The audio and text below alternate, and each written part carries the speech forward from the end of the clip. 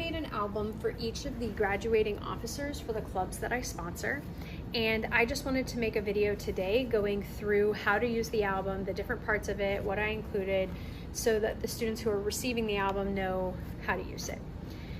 Today, I wanted to go through just one album, even though I made several, because they all look pretty much identical. But I'll talk through a couple of the differences. So most of them are going to be 8.5 by 9 inches, though one of them is actually 8.5 by 8 inches because I made an error when I originally calculated the cover area. I also, on top of including the album itself, I included a little Ziploc bag full of different decorations that came with the paper pack that I purchased to make the album.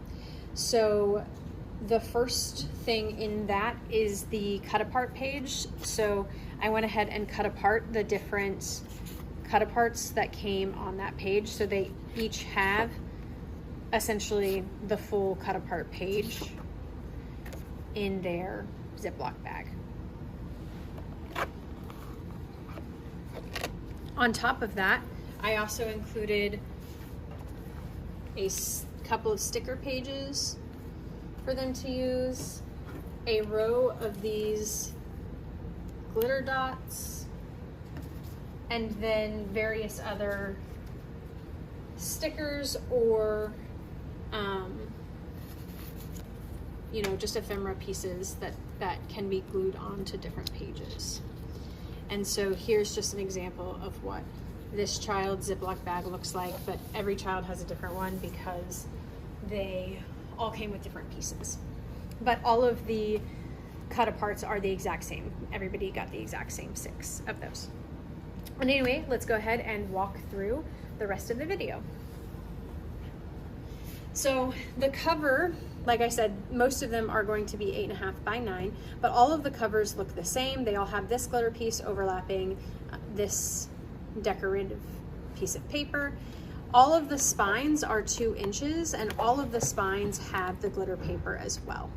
Okay, they are all magneted shut, but each of the backs are going to be different pieces of paper depending on which piece of paper that we had left over after completing the album. Same with this piece and then the inside pieces. So this one and the back one, those are all going to be different depending on the paper that we had left over at the time.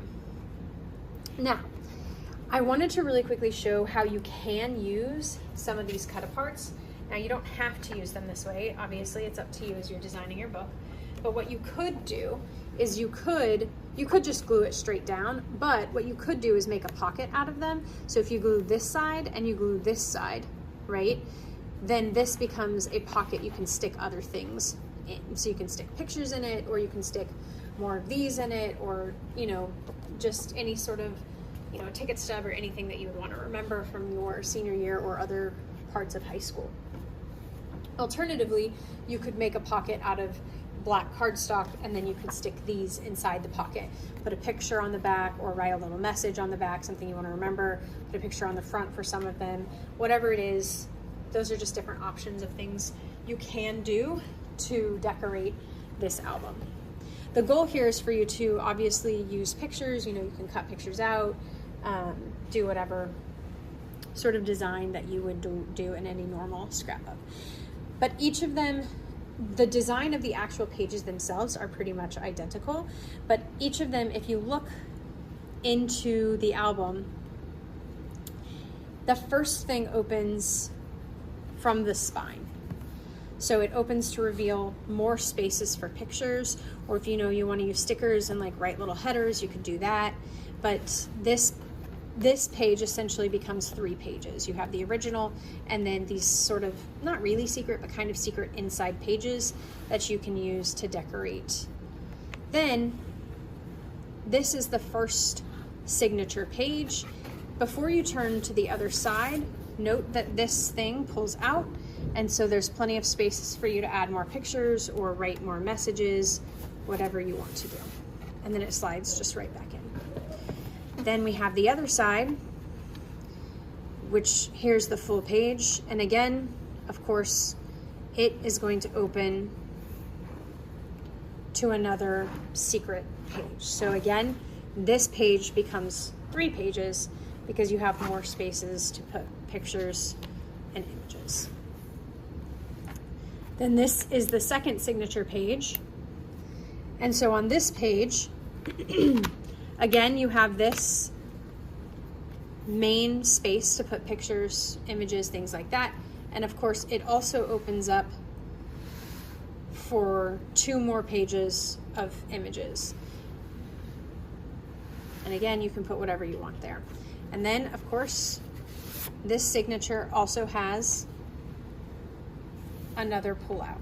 Now, this image in particular is going to be different for every single student because I cut out the 6 that came with the sheet, and so I just glued whichever one I had available for this one. And then, of course, it's going to slide right back in to the page. And so you can see there are tabs down at the bottom to help you pull them out. And then here's the last page. It, again, of course, opens to reveal more spaces for photos.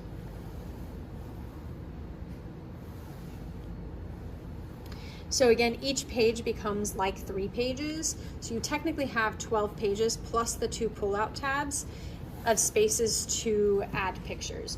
Now, like I said, you can add things like pockets, or you could do things like belly bands to hold images, or the cut-aparts and things like that. If you do, I would suggest doing them on the big pages, the front pages, or this page, because you don't want to add too much bulk on the inside. Here, I would just write messages and paste in pictures.